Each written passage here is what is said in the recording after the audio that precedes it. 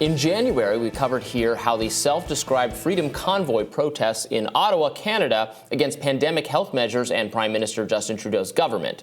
Big trucks and other vehicles blockaded roads, including one in front of Parliament, which paralyzed the nation's capital and slowed trade at U.S.-Canada border crossings for weeks.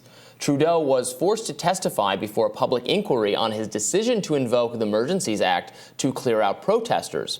The emergency power had never been used before. The inquiry revealed the Biden administration's large role in shutting down protests. Frantic calls were made by Washington to Ottawa, including from Transportation Secretary Pete Buttigieg to his Canadian counterpart, Transport Minister Omar Alghabara. Alghabara testified that Buttigieg initiated the call and the interaction was, quote, unusual. President Biden also had direct calls with Trudeau, reportedly alluding to truckers threatening to disrupt the Super Bowl in Los Angeles. The White House also requested daily updates on the protests, and 3 days later, the Emergencies Act was invoked. Joining us now to discuss is spokesperson for the Benjamin Dichter Freedom Convoy and author of Honking for Freedom, the trucker convoy that gave us hope. B.J. Dichter, welcome. There's the book. Thank you so much for joining us. Thank you very much for having me. I appreciate it. Yeah, our pleasure. So tell us what the book's about and why this cause is so important to you and what people need to know about it. Well, the book itself is about all the good and positive things that occurred during the Freedom Convoy that many in the legacy media chose to ignore intentionally.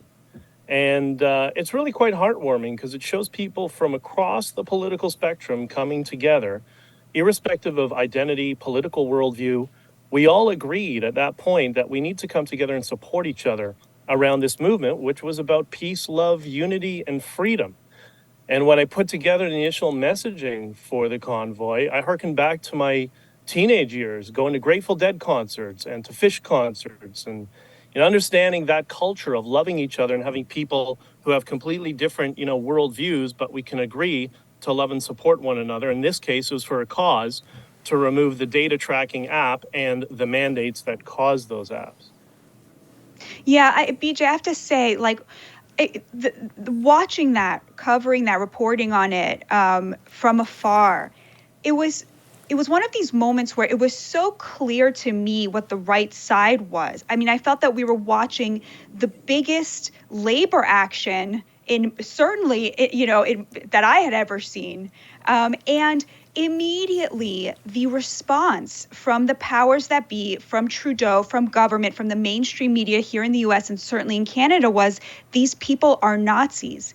And it was just a perfect encapsulation of something I think happens a lot, which is whenever the class divide threatens to be exposed, they call the people who are on the wrong side of it bigots. And I guess my question to you would be, I know what it was like to watch that. It was horrifying. What was it like to experience that? Well, let me answer by pulling out, my Magen David, so you can all see that me being a Nazi is definitely a stretch. And I said in one of the many interviews that unlike Prime Minister Blackface, some of us actually have relatives that are still buried in mass graves in Europe, and it's quite insulting and quite disgusting. But that's all they have, because there's never any policy, there's never any ideas. And in this particular instance, there was never even an attempt to talk to us and reach out to us, because all branches of government were blaming each other. This is what we learned in the commission, and trying to defer responsibility to one another. And then when nothing was getting done, they just, Prime Minister Blackface just brought down the hammer and decided it's time to crush the most peaceful protest in Canadian history, full of soup kitchens and bouncy castles and saunas and hot tubs and barbecues and all that sort of stuff. And the only violation that I could see the entire time was perhaps parking infringements. So this is what we've done now in Canada. When there's parking infringements, we introduce Canada's version of martial law. And it's come to the point that these people are so incompetent that they're dangerous. Yeah, it's really incredible, especially given how, at least in the U.S., protesters were treated so differently depending on the cause. We had a whole summer of of outrage over unjust police killings and this marching, protesting in the midst of the pandemic that was endorsed very tacitly, very publicly, even by health officials who otherwise were recommending people never leave their homes for any reason, saying, well, this is an important cause, so go forth. But then when you had protests against the pandemic measures much later, or sometimes happening contemporaneously, this was treated like, an existential threat to the health of people everywhere. People were going to die because of this. You'd have blood on your hands for condoning it. Have you taken note of the different way protesters were treated?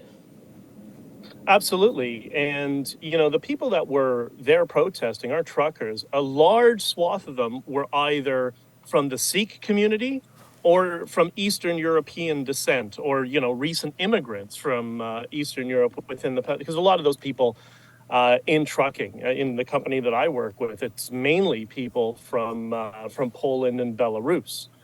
So they understood the encroachment of government that violates our rights to free speech. And, I'll tell you something. When I came out of my testimony during the commission, there was a woman holding an LGBT flag with a Hong Kong sign calling us terrorists. Benji, you're a terrorist. You're all terrorists and this and that. And you know what I did?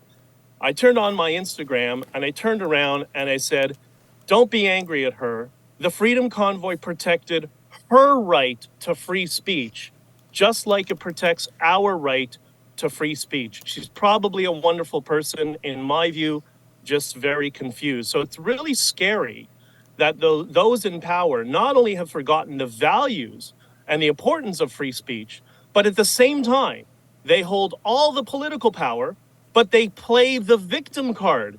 You don't get it both ways. You don't get to be in power, but also claim to be the victim. But that's the state of our politics in Canada and the US. And this is not a partisan thing. It's not about left versus right. This is about people in control who think they're entitled, and anybody who speaks up to them or challenges them, they automatically declare themselves the victim. And that culture needs to stop. I think that's so beautiful what you just said, that the person calling you a terrorist, her free speech is the thing you were standing up for. The irony there where, you were protesting fascistic measures of demanding that people who spend 99% of their days alone in their trucks put something in their bodies that they didn't want to and that they didn't need, that you were protesting, actual fascistic measures, and you were called fascists, and then the fascism on the other side just amped up, and Prime Minister Trudeau's just systematic attempt to deprive you of your civil rights, your civil liberties, with invoking the Emergencies Act, which was completely unjustified. Did you foresee that happening when you guys went into it? In your book, Honking for Freedom, the trucker convoy that gave us hope, you talk in the beginning so beautifully. You describe how this came about.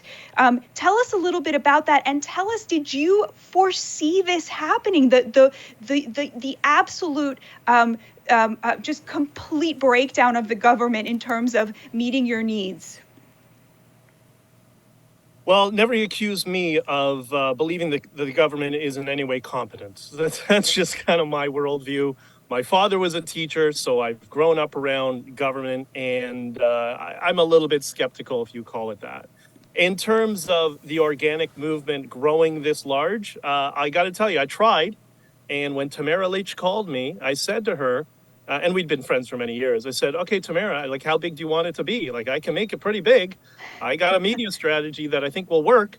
And she said, let's go as big as we can make it. Now, did we imagine it would go global and there would be convoys in 30 plus countries? That would have been a little bit of a stretch. Or the $25 million that we total raised, of which 1.2 million was in Bitcoin. We wouldn't have imagined that as well. So I think it was a success in that respect. But in terms of the Emergency Measures Act, and this is for our friends on the left and the right, Trudeau called the Emergency Measures Act on the federal level and froze our bank accounts, my bank accounts included. And by the way, not just bank accounts, credit cards, lines of credit, corporate account, everything. You couldn't transact at all. I couldn't buy myself a cup of coffee.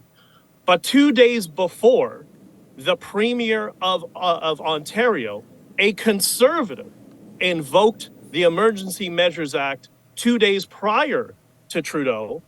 And this was at a time where this conservative, Doug Ford, you famously know his brother in the United States, was moving towards introducing passports to go to the grocery store and to go to the pharmacy. So I mean, I don't want to let people get away with on the Team Blue, the conservative side, that, oh, it's just Justin Trudeau. There's no question Justin Trudeau is a serious, serious problem and should be nowhere near power. But I think the same is to be said for on the opposite end of the aisle on the provincial level. B.J. Dichter, thank you so much for joining us today to talk about your book and your movement. We really appreciate it. Thank you very much. And we'll have more Rising right after this. Stay with us.